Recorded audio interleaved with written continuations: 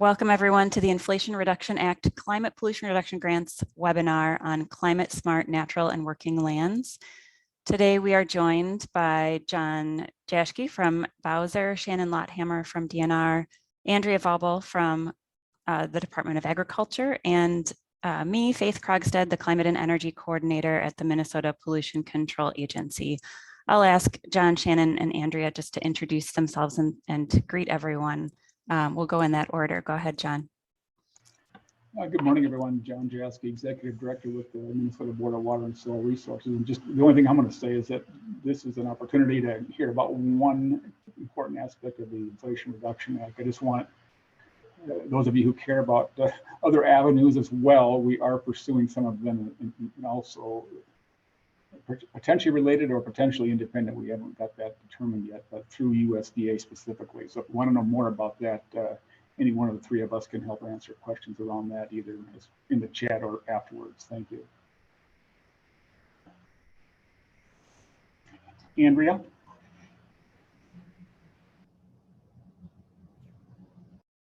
Okay, I'll go ahead. Hi, good morning, everybody. I'm Andrea Vaubel. I serve as Deputy Commissioner at the Minnesota Department of Agriculture. Thank you so much for taking time to be here. John said everything very eloquently, but obviously there's some real opportunities here, and we're just excited to hear more from all of you. And again, grateful for the time that you're giving us here today. So thanks again.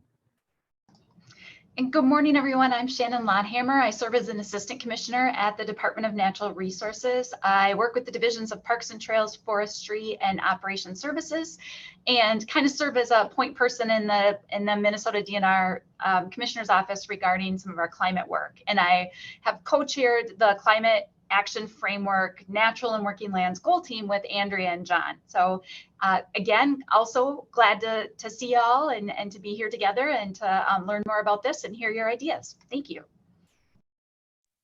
All right, thank you all. And Andrea, sorry about the incorrect title on the first slide here, Deputy Commissioner at MDA. We're happy to have all of you here, and I think they will be great resources as we go through this conversation today to help us understand how this Climate Pollution Reduction Grants program fits in to other federal grant opportunities and other state grant opportunities as well. And I just wanted to note to everyone, this meeting is being recorded. So if you use the chat or if you unmute and speak up or turn on your camera, that will be part of the recording.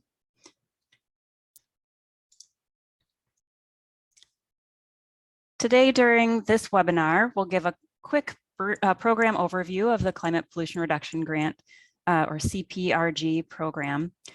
We'll talk about how we're working to position Minnesota entities for competitive implementation grants. In other words, how can we bring as many of these dollars into Minnesota as possible?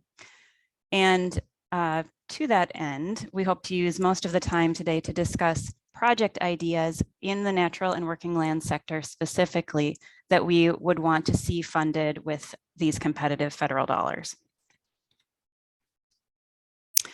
So many of you have been part of climate planning in Minnesota, and you might be wondering, haven't we done this before? Haven't we identified priorities? So I just wanted to take a moment to distinguish between the climate action framework planning that we've done and this effort for the Climate Pollution Reduction Grants program. The Climate Action Framework is a Minnesota-specific document that we released in September of 2022 that is a vision for how Minnesota will address and prepare for climate change. It includes primarily state-led actions and encompasses both mitigation actions and adaptation. So that is reducing greenhouse gas emissions and storing carbon, sequestering carbon, as well as how do we prepare for the impacts of climate change. The Climate Pollution Reduction Grants program is a federal program. It's $5 billion. It focuses on mitigation only.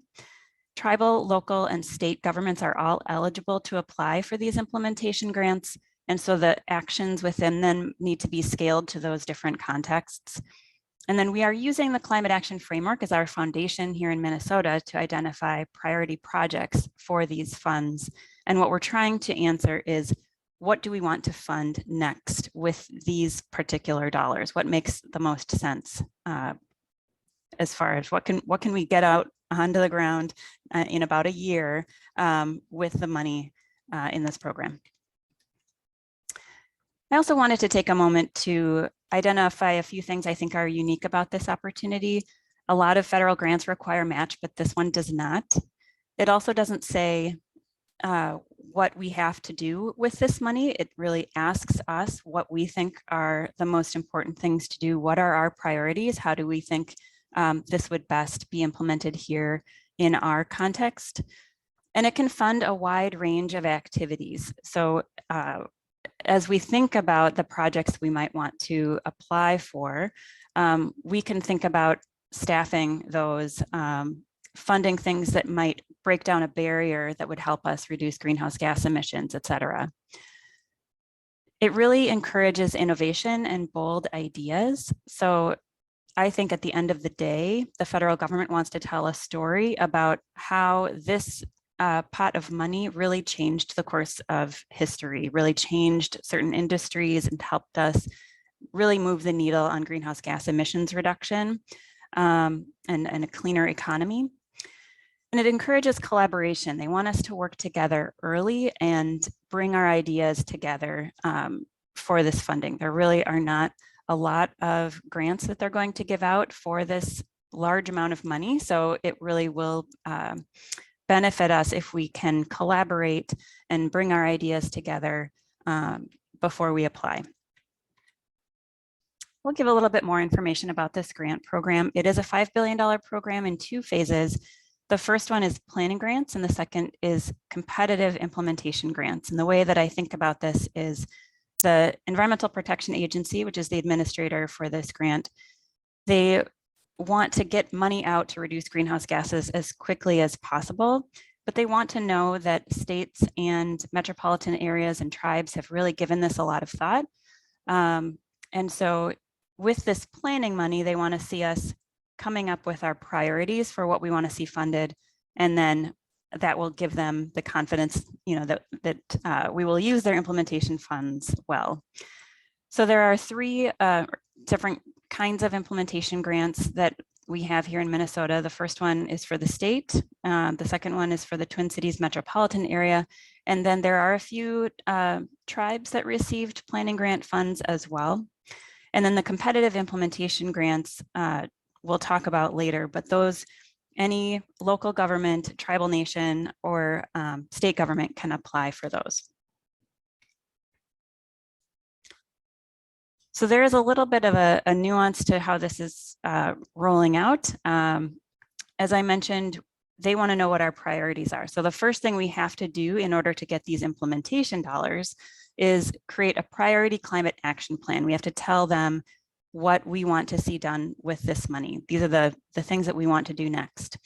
And they call these measures. And these measures need to reduce greenhouse gas emissions. And anything we want to see funded with the implementation dollars, they have to be included in our priority climate action plan. And I might slip and call it a PCAP. So I'll just tell you, if I say PCAP, I mean the priority climate action plan. So these measures require a lot of detail. They want to know that we've really thought through how we would take action on these. The plan is due March 1st, which is not a lot of time for us to come up with big ideas, but we will do our best. And then the implementation grants are due April 1st. So for the purpose of this conversation, I'm including this nuance because I know that there are a lot of people on the call who probably know a lot about this program. But I think for our conversation, really what we need is specific project ideas, and those will flow both to this plan and into implementation grants. So that's what we're really hoping to do today, is to uncover where the opportunities are within this sector that would make sense for this grant opportunity. So I've got a few slides from the EPA here. Who is eligible? As I mentioned, states and municipalities, and then tribal nations are all eligible, and they can apply as individual applicants or as a coalition. So one or more governments can work together to apply with a memorandum of agreement.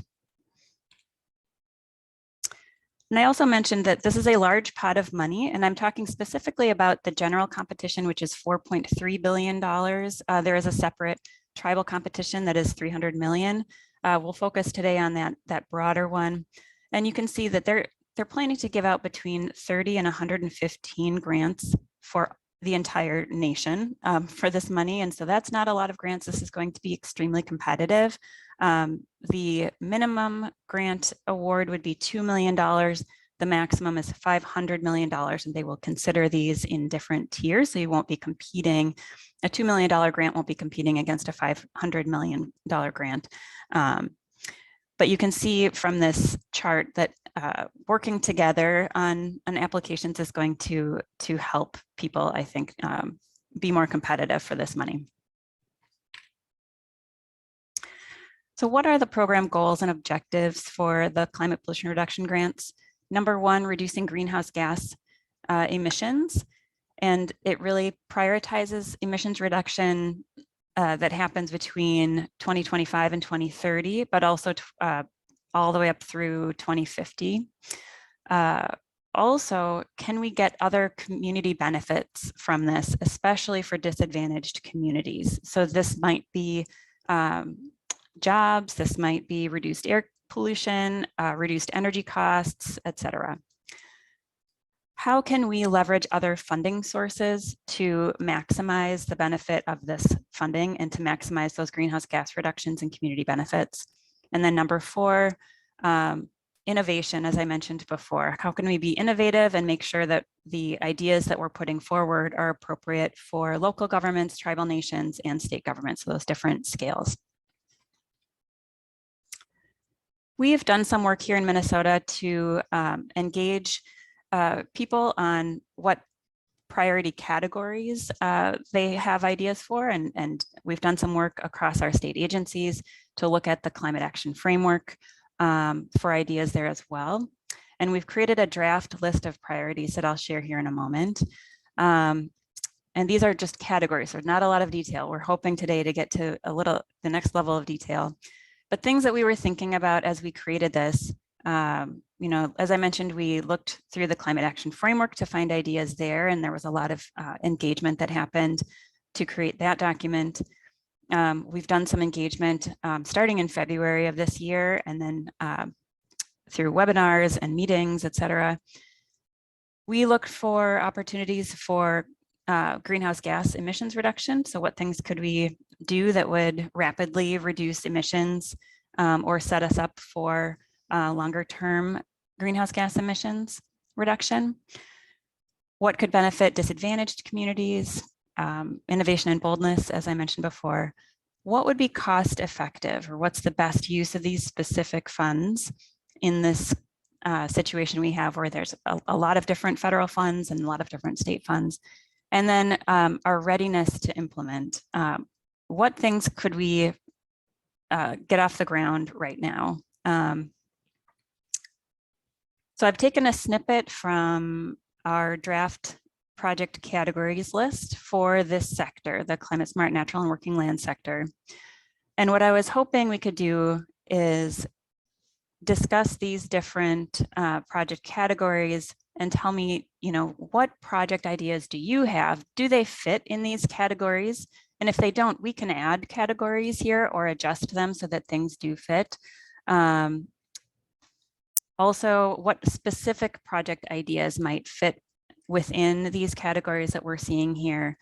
And also, how can we design our projects so that we can accelerate progress on greenhouse gas emissions so that we can maximize community benefits and get beyond, you know, certain barriers that are holding us back from progress. So I'm just going to switch over to a slide, let's see, that have those questions that I just mentioned, but one more slide between there.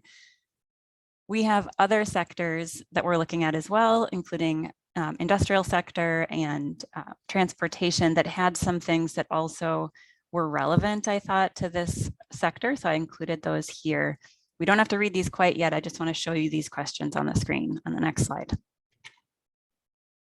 So again, the questions we are hoping to answer, are these the right categories? And then what kinds of projects, programs, or policies would you like to see implemented in the near term within these categories? How can we overcome barriers and maximize the benefits to disadvantaged communities with this funding? So with that, we'll go back to this slide and we'll open it up the conversation.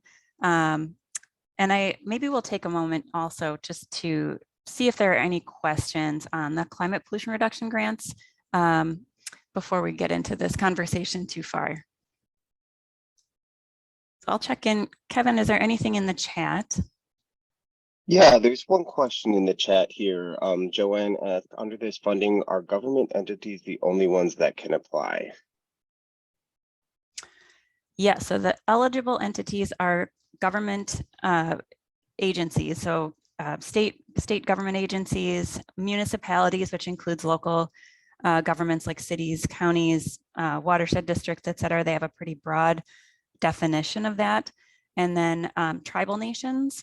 But I will say, if you're not in one of those categories, this is something we want to have. We want to have a conversation that considers other entities as well, because as we look at applying, so the state will apply for these funds, we can look to re-granting out. We can look at partnerships to do things together. So really what we need is sort of a government sponsor who's willing to apply for projects for this grant opportunity, if that makes sense.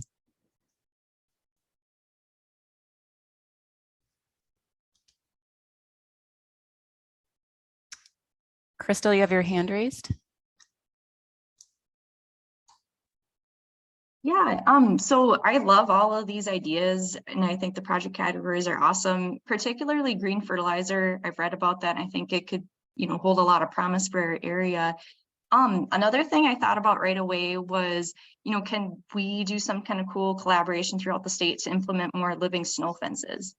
The reason I bring that up is I had brought this idea up at work, and an intern did a really cool in-depth study on it, and he found like South Dakota found like a $17 return for every dollar invested in living snow fences. It reduces crash severity. So, we have a really high impact for benefit to the community just in terms of safety and well-being. And then I think too, depending on the types of plants that could be put in for living snow fences, we have a really high carbon reduction potential. And MnDOT, they've actually got some really good research as to how much fuel and emissions are saved by not needing to plow as frequently. Great, thank you. Thanks for sharing that, Crystal. All right, George, I think you're next. Hi, thanks for including me in this. A question. One of the advantages in some agricultural practices that invite more continuous living cover, that is to say cover crops, longer rotations, shifting marginal lands to more perennial cover for production purposes, as well as set aside, can also reduce emissions of greenhouse gases and potentially sequester carbon. So I don't really see that exactly on this list. Maybe it's an E, but the way E is framed, it's not necessarily. So I would say that that's potentially a missing category here. And that would include, in my mind, such things as managed rotational grazing, that is to say, improving the management of pastures, grasslands, and prairies.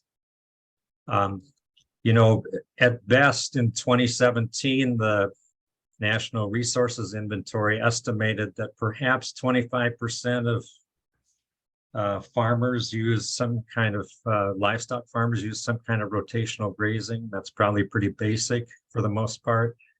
And if you look around in the landscape, it's not really being used that much. That can improve grassland production. It can improve grassland sequestration of carbon, at least for a period of time. And it's very hard to burn prairies at the right time, especially with climate change.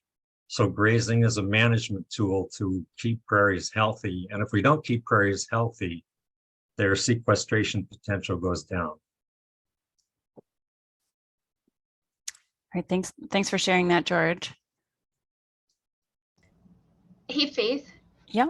if I could just jump in real briefly, just for some additional context that I think is relevant to George's question, and thank you for bringing that up. And there's a question in the chat also from Seth G, focused on John Jaskey, but I wasn't sure if John saw it, asking about how this funding and discussion maybe aligns with or complements work that's happening through USDA. And especially because the EPA funds are so competitive. And I just want to note that yes, there's also additional funding available for land use practices, particularly agricultural practices. Some of the things, John, that you were talking about, or I'm sorry, that the Mr. Moody was talking about, and I want to note that we are also pursuing those kinds of opportunities as well. There are opportunities through the natural through NRCS, the Natural Resources Conservation Service on the federal side, and then also through the U.S. Forest Service. Both of those are within the USDA kind of overview.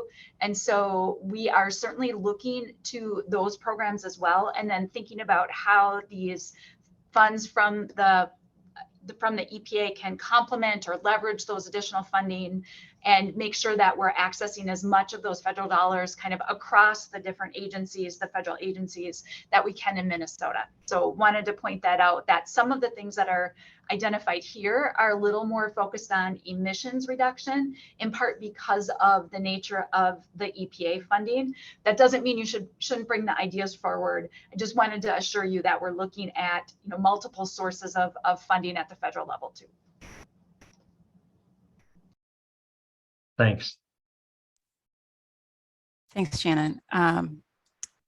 I see in the chat here, John is wondering if I could say more about the one-time status or duration of the available funds if awarded. So the implementation grants, as I mentioned, are due in April, and they will make their decisions in approximately July and then award the funds, they think, in October of 2024. And I believe it is a 5-year grant period, and it is a one-time opportunity.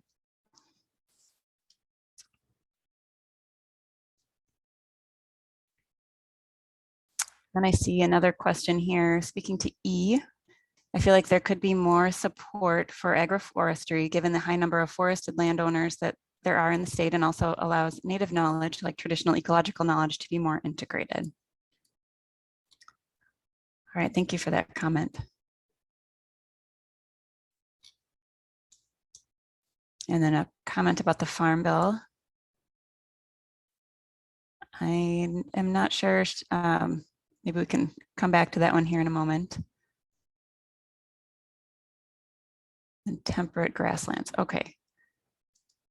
I think Laura had her hand up first. You want to go ahead, Laura? Yeah, hi, thanks for allowing the space. I had a question. So with the climate action framework, there's also a bucket focused on local and regional food system investment. And if like these grants can also be partnered with that work here to help buoy that, knowing, having a more localized food system also brings down greenhouse gas emissions, especially around transportation and different practices used there. So curious if you could speak to that a little bit too. Yeah, thanks for the question. The climate action framework does touch on local food systems, and I'm looking at this list and I don't see anything specific on this, and so that is something we can consider including. And as Shannon was mentioning earlier, what we need to figure out is what are the things that will really drive the greenhouse gas emissions reduction. So we have Ann Claflin from the Minnesota Pollution Control Agency, who has worked on the greenhouse gas inventory for the state, helping us to quantify the potential for greenhouse gas reductions. And so that's certainly something we will add into the mix and look at and see how it stacks up against some of these other ideas, and also consider, other sources of funding that may be present for those. And then Catherine, I think you're next. Hi, thank you. Yeah, my name is Catherine Zimmer, and I'm working actually with the Minnesota Public Lands Coalition, and we are concerned about the quantity and quality of our public lands. And specifically, we've been looking at off-road vehicle trail construction throughout the state. And a couple of comments there is, in conversations with folks at the PCA, we're finding that although there's almost 1 million off-road vehicles in Minnesota, they're not considering the emissions associated with those vehicles in part of their greenhouse gas reduction planning. And it's disturbing because off-road vehicles generate 4 times as much nitrous oxides as passenger vehicles, and that nitrous oxides have 300 times the global warming potential of carbon dioxide. The second issue is that off-road vehicles emit 7 times as much methane as passenger vehicles.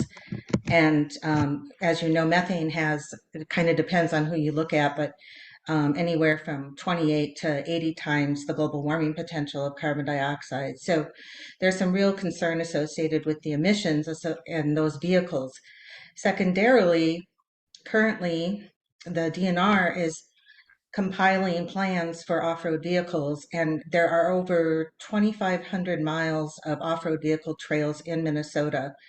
And so there's a lot of those trails fragmenting habitats and landscapes that we really need to start restoring and protecting as part of the climate action framework and of our priorities. So I'd like to suggest that we really consider trail construction and particularly vehicles that are emitting greenhouse gases when we're looking at carbon sequestration in our landscapes, because the more we fragment those landscapes, the less ability they have to sequester carbon. And when we've got 2,500 miles of trails and they're considering building more trails for more of these vehicles, we're really kind of shooting ourselves in the foot. So I think that's a really important part of this whole equation, is that those vehicles are not being considered for either their emissions, and their greenhouse gas emissions, and the fact that they fragment landscapes apparently is not being considered in these 3 master plans for off-road vehicles. Thanks, Catherine.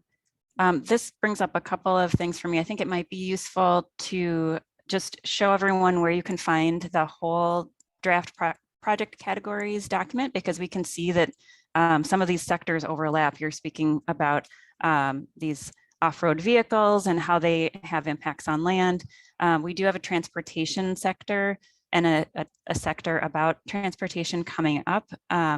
And we'll share about that later. So if you're welcome to come and participate in that webinar as well. And I also want to give Shannon, maybe while I pull up this website for you all, I want to give Shannon an opportunity to respond to this comment. Sure, thanks, Faith. Without kind of taking us down a different path than what this meeting is focused on, I'll just note that, Catherine, you mentioned the master planning that we're doing around off-road vehicles. I don't know that it's the case that we aren't considering the habitat concerns that folks have brought up. And so that process isn't complete yet. We will be putting the draft master plans out for public comment when they're ready for that. So I just encourage folks that if you're interested in that, you can certainly let me know, and I can make sure that you get on our mailing list. So when those materials are available, you know that they're out and you can take a look at them and provide any comments. Thanks.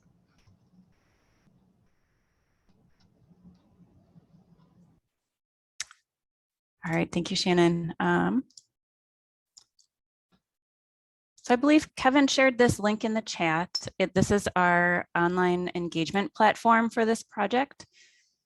And it has some good background information here. The life cycle, this is showing kind of our process of how we're moving through this. Here are those upcoming webinars. I mentioned there was one on transportation coming up. That one is on October 23rd at 11 a.m.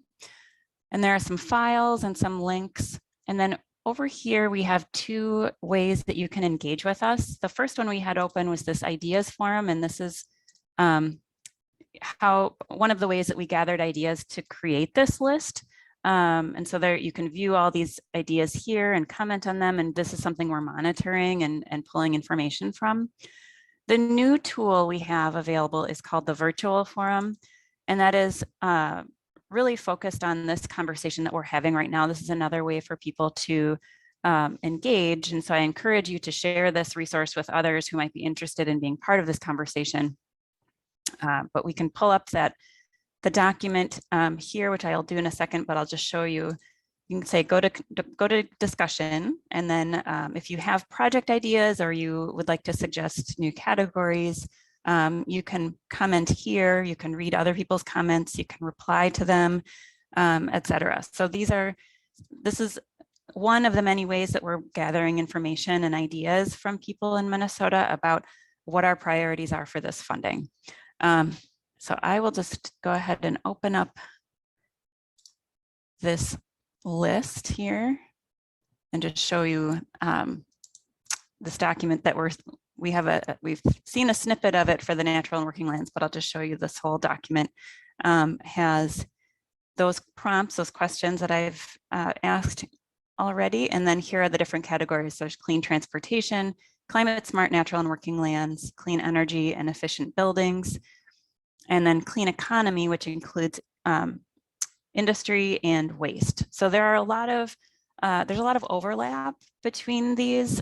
So I know that a lot of things in natural and working land sector touches transportation, touches industry, touches waste, buildings, all sorts of things. So just wanted to show you, where this document is here. And then I will pull up the slide deck again.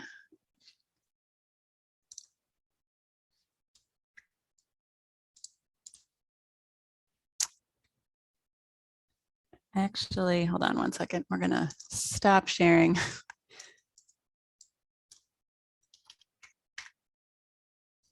So let's go back to our conversation. And while I get my screens back in order, Kevin, could you tell us what the next question is in the chat, or we could call on someone?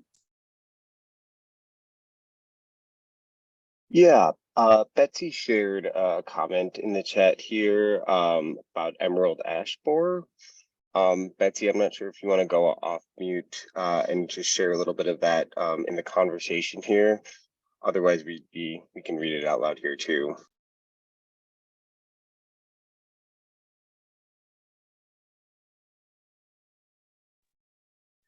Betsy's comment here says, we are losing a lot of trees due to emerald ash borer.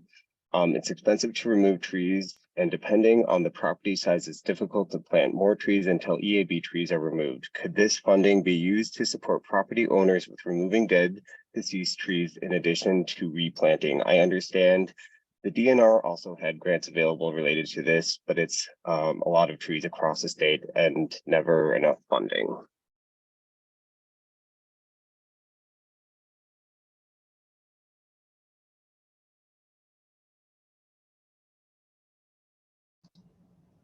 So I'll just hop in, since I work with the Division of Forestry at the Department of Natural Resources. And yes, I believe that the CPRG funding or the EPA funding could go towards urban and community forestry types of activities like you're suggesting. And then, yes, there is funding available through, actually the Minnesota legislature passed some significant funding for this fiscal year and next fiscal year. Those are the grants that you're referencing that the DNR has been putting out. And then there is also the opportunity to get additional funding through the U.S. Forest Service through USDA dollars. So there's multiple places to look for funding or to pursue funding. And as you know, there's a huge need. And so looking at multiple places makes a lot of sense too.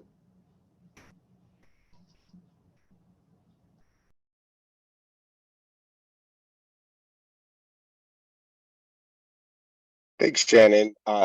Next question or comment that was posed in the chat here. Jocelyn shared, for forested landowners, I know many are seeing that some of the trees, even culturally specific ones that they plant, are no longer viable with climate change. They are already seeing changes in rainfall and water patterns and are shifting to white oaks and river birch.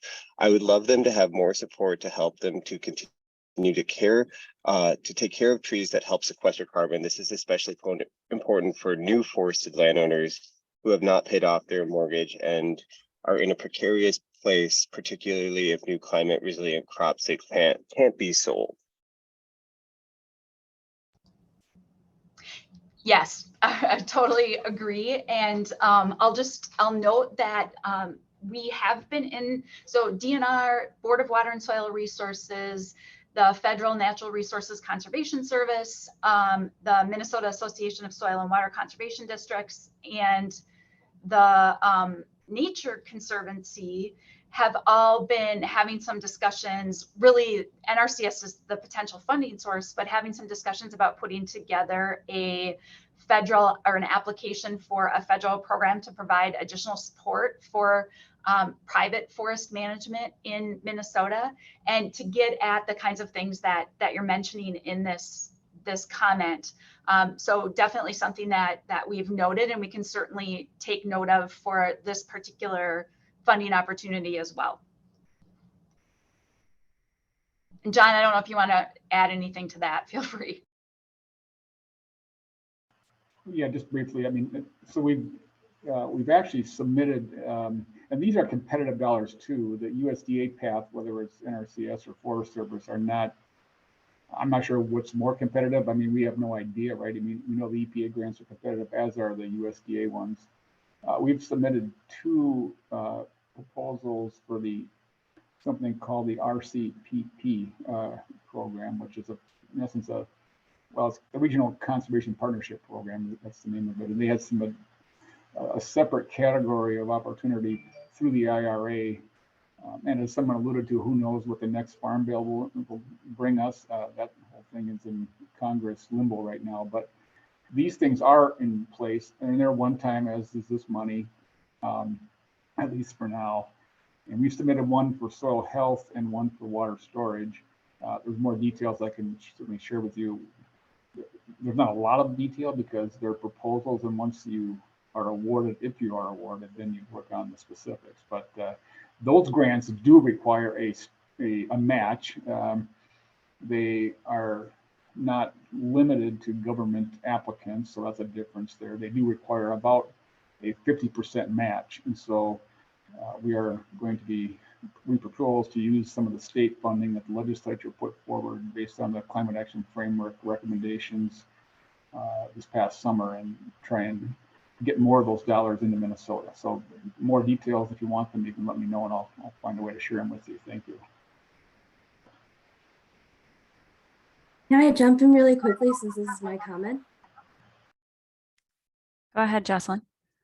So like, I understand, and I'm really happy to hear all the support. I think what I was hearing, and this is in particularly folks in the Snake River watershed, was like, there's a gap in terms of helping market these climate resilient crops and plants for actually public consumption.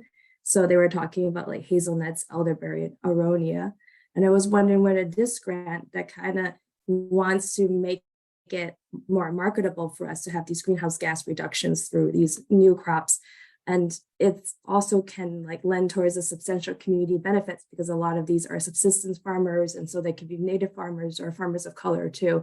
Like, what is the potential of using this grant to kind of help enlarge the market or like the public interest and demand, so this can be viable. So even though this is like a one-time funding, it creates sort of like a demand for continuous supply and a continual growing of this basic of this sorry, I'm having a little word salad issue, you know, this market.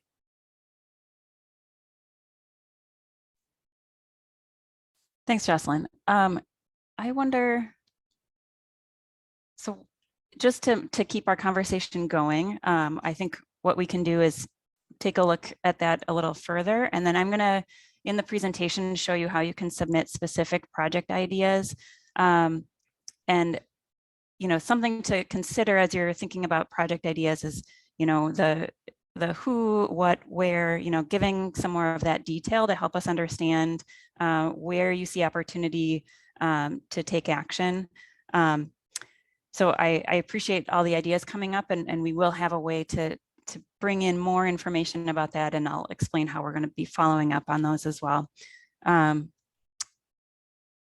it looks like you have your hand up. Yeah, good morning. Good conversation. I'm Brian Huberty with the Minnesota Forestry Association. I retired from Fish and Wildlife. I'm one of the few people that have actually worked in both ag, forestry, and wetlands, and John Jaski knows that. And I've been sitting it through the Great Lakes Carbon Collaborative meeting for the last, 3-4 years. And what EPA is going to basically be wanting is not these nitpicky projects, but they really want to see substantial reductions as well as storage, both in terms of simplified programs that everybody can understand that they get bang for the buck. And I fully understand the great comments and the windbreaks out of Moorhead to Emerald Ash Borer, but it still boils down to what can you store and what can you reduce for emissions.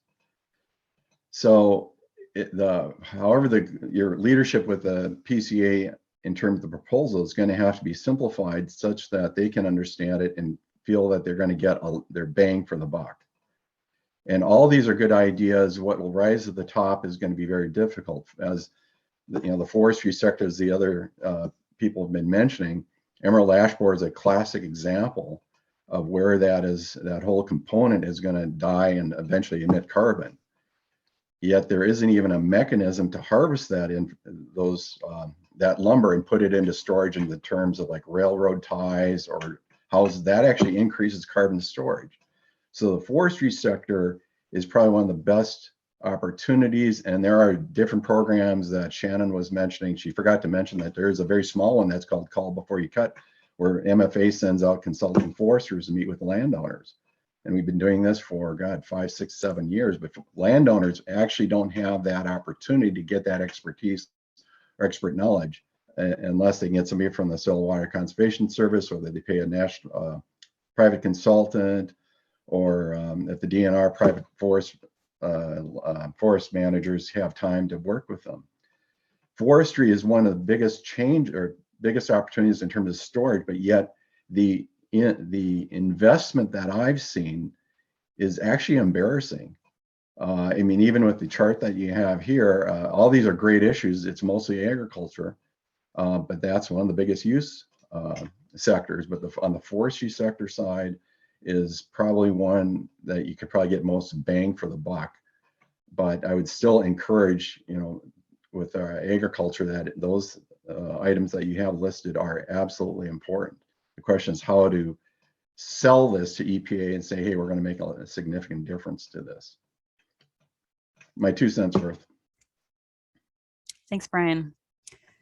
Yeah, I think you're spot on. I think the EPA is going to judge these applications based on how much greenhouse gas emissions reduction are we able to get, and how cost effective is that, and then also this secondarily the benefits to community as well.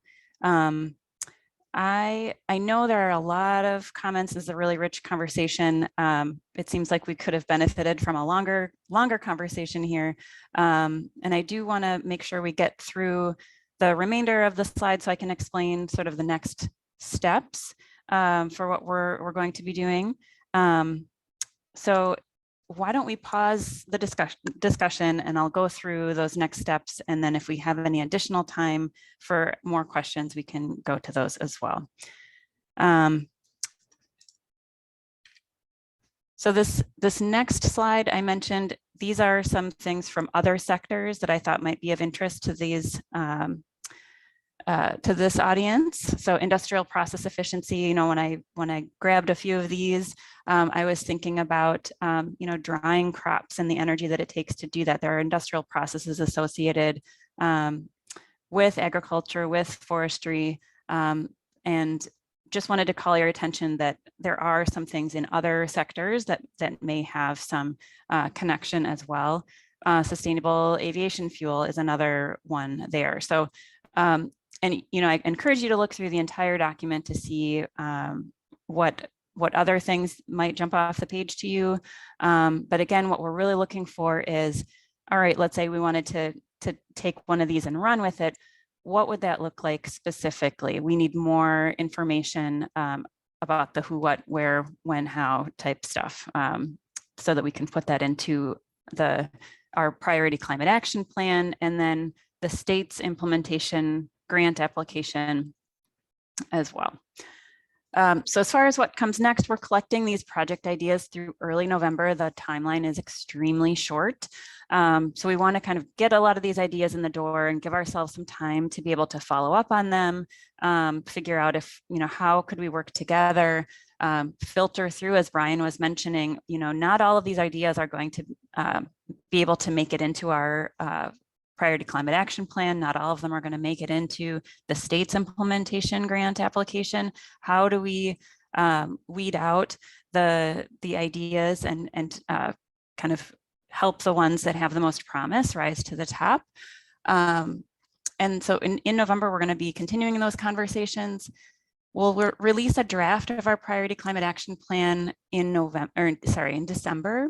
So you'll have an opportunity to see, hopefully with more detail, you know, what we plan to put into that priority climate action plan. And then based on our engagement and our greenhouse gas emissions quantification, we'll adjust that plan. And then we will have to submit by March 1st of 2024. And then throughout this time, we're going to be developing the state's implementation grant application and want to be engaging on that as well. And just as a reminder, tribal nations will likely be applying. There may be some local governments interested in applying. The state is open to forming a coalition. The state can be a lead on a coalition, or it can be a member of a coalition. So it's certainly, you know, what we need is for people to reach out to us and let us know if you're interested in working together, and you know, we'll continue these conversations. So here's another way to look at this timeline. Developing this priority climate action plan is occurring at the same time that we'll be developing our state implementation grants application. And so that those orange boxes in early December there, that's where we'll be releasing our draft priority climate action plan and engaging on that, finalizing it in January and February, and doing the required analyses, and then submitting. So what we really need from you all is to tell us, you know, where do you see the greatest opportunity for this grant application, keeping in mind that the number one thing is greenhouse gas emissions reductions.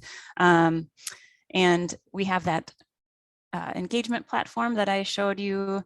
You can also just email me, you know, if you share something on the engagement site, that's a public forum that people can comment on, and you can have conversation there. If you'd rather just send me something through email, I'll make sure that it gets to, you know, incorporated into this process.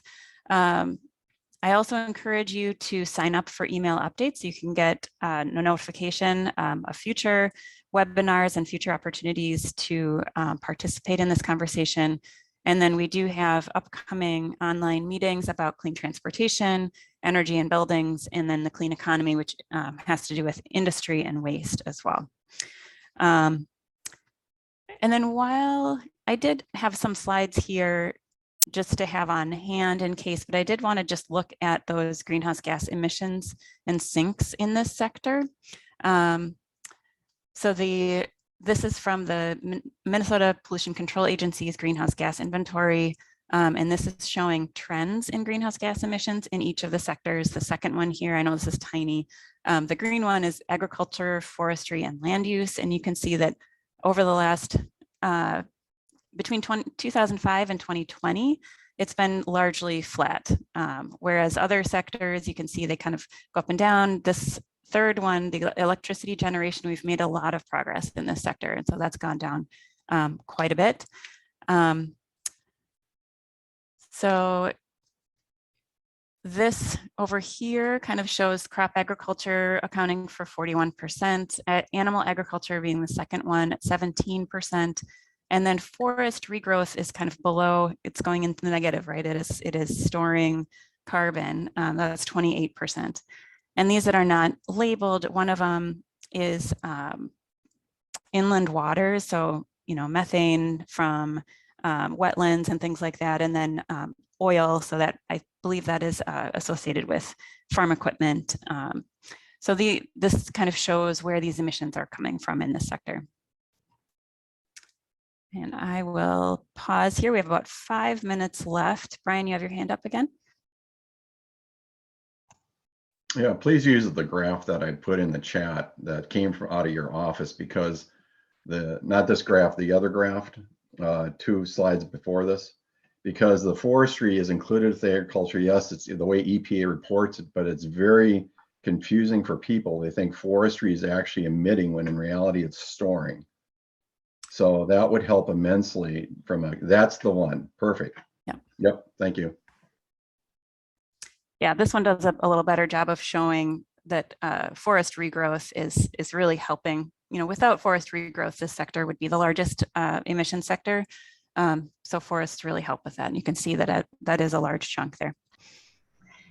Hey, Faith, this is Shannon again. One thing I'll just note, and there were actually a couple comments in the chat about this, is that, you know, as you look at this graph, you'll notice that, you know, there are a number of other components of natural and working lands that aren't represented here in the greenhouse gas emissions inventory, because, you know, the inventory has evolved over time, and items get added as the methodologies get worked out. And that team that I referenced, that Andrea and John and I are co-chairing, is actually working right now on developing some approaches to better, I call it, building out the measurement of natural and working lands. So being able to capture more of the components that go into this particular bar. So, you know, there's forestry growth. We also know that improving soil carbon adds carbon storage. And so really, and then same thing, someone had a comment about grasslands, and, you know, prairie restoration, grassland restoration, wise grassland management also enhances carbon storage and does it more quickly, although not necessarily with a greater total amount compared to growing trees, for example. And so we are actively working on enhancing the tracking system or the measurement system that we have in Minnesota for the natural and working lands sector in particular. And we'll be looking to get feedback on that approach kind of over the winter as we kind of develop an overall path forward and thoughts about, you know, what to divide this up into and how to move forward to get a little bit better or more detail into this particular picture. Yeah, just on that, I was going to thank you for that commercial on what's coming after this discussion, Shannon. We do value and will need your ideas about how to build measures that are going to be something that we can count on being accurate and useful for a very long time, right? So we want to make sure we do it right from the get-go.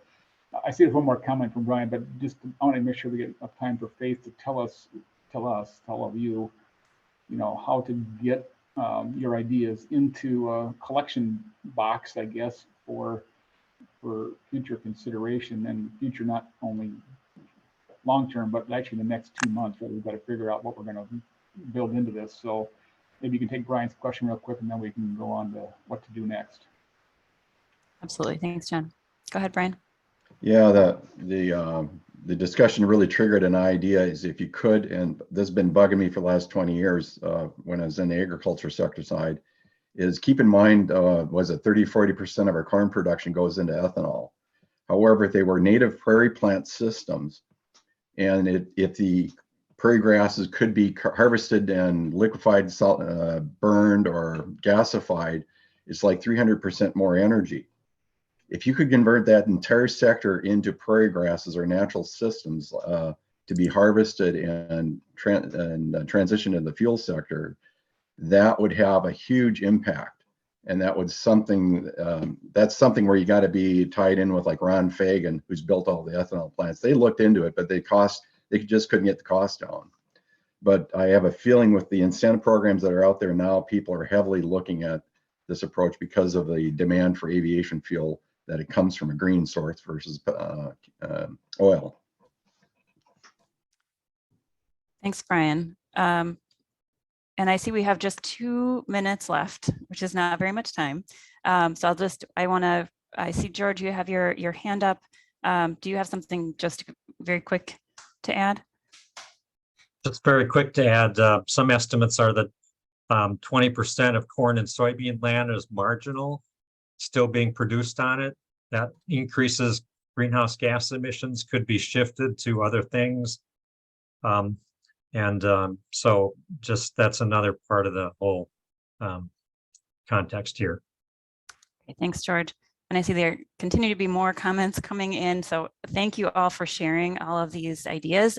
If you've shared something in the chat, we will save that chat and we will record those ideas and consider those.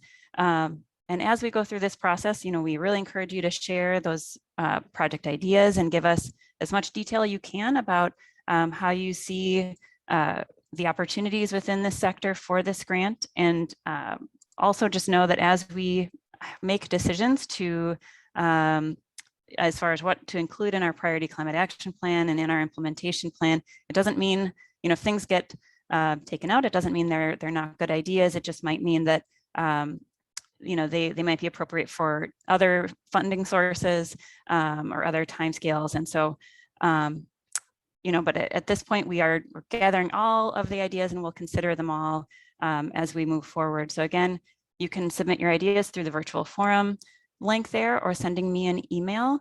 We're hoping to get these all by November 7th and then continue these conversations. And again, it's not enough to have a really good idea. We need to have a government entity that is eligible for this grant willing to put this into their implementation grants if we want to go after this funding. So that's something to also consider. There are maybe some local governments within the state that will be applying. The Metropolitan Council may be applying. And so just as you think about this opportunity, just reach out. We want to have a lot of good conversation and collaboration. So thanks everyone for coming today and have a great rest of your day.